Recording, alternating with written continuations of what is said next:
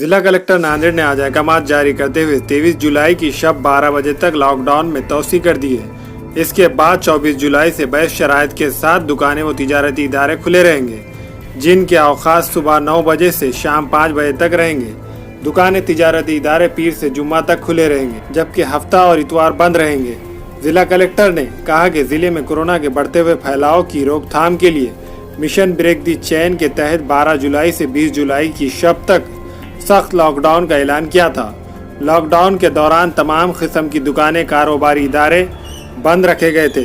सिर्फ मेडिकल को इजाज़त थी।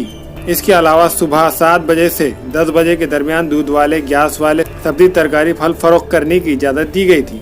इसके बावजूद जिले और शहर नांदेड़ में लॉकडाउन के दरमियान पॉजिटिव मरीजों की तादाद में इजाफा ही होता गया है, जो तशवीश का बायस है।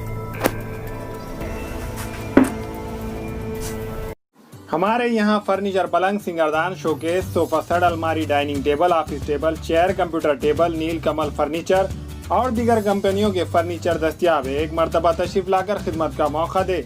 प्रोपरेटर मौलाना मोहम्मद शबीर साहब, deluxe furniture mall, fruit market के सामने, मालटेकरी रोड, कामठा, नांदेड़।